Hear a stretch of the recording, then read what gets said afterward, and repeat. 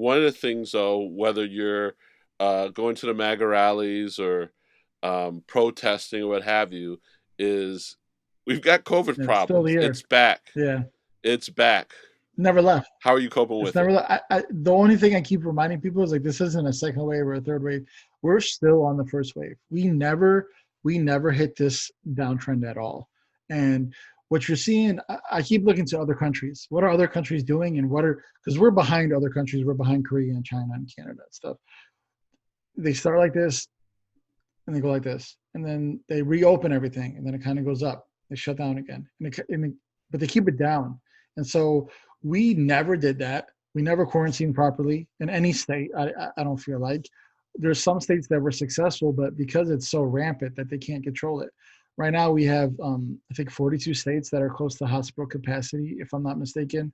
There's 49 states who are just trending red. The only state that's like semi-orange is Vermont, and their population isn't that dense. So it's scary, and it's way scarier than it was in March. And unfortunately, Trump poisoned the well, so to say. He came out and basically half the country doesn't even believe it's real on some level. So Biden's going to have to.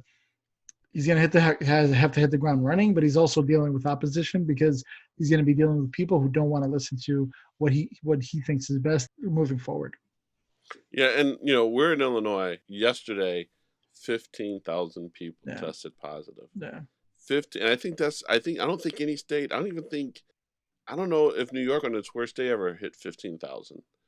But it's scary. Our hospitals are overcrowding. mhm. Um and you know it's it didn't have to happen. No, Go back to April, go back to May, go back to March, when people talked about there'd be a second wave.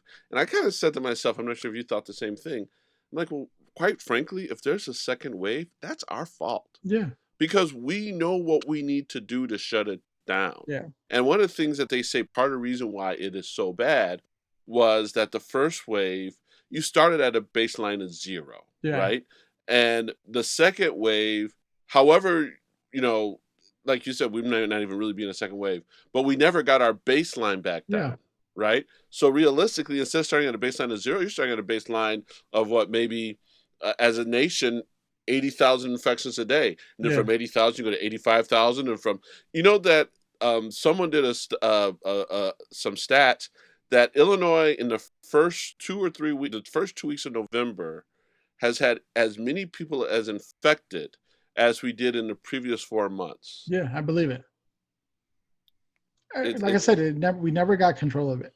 We had an opportunity to follow other countries, and granted, the United States is big, and the people in Florida don't have to deal with the people in Montana, and I totally get that.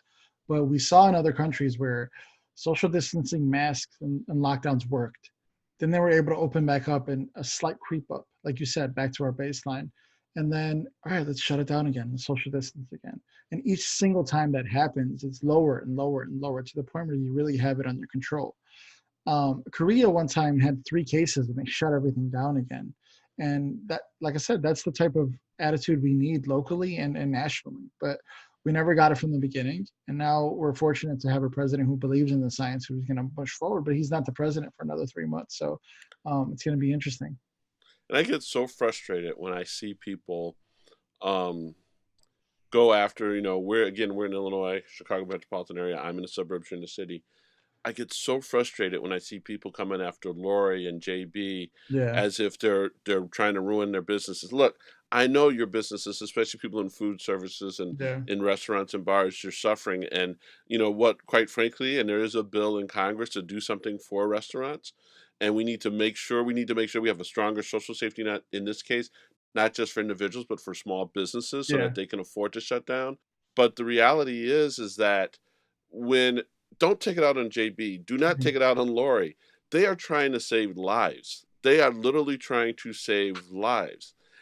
And the reality is that if you want your business back, a complete shutdown is much better because if we keep half-assing it like we Yeah. are, you're going to always be teetering. And even if you're open, Fadi's not going. I'm not I'm going. not going. My parents aren't going. So your overall revenues are going to be down. I've always wondered, for some of these folks, is it possibly better, especially if we can get them some type of assistance, is it possibly better to stay shut down and not have the expenses?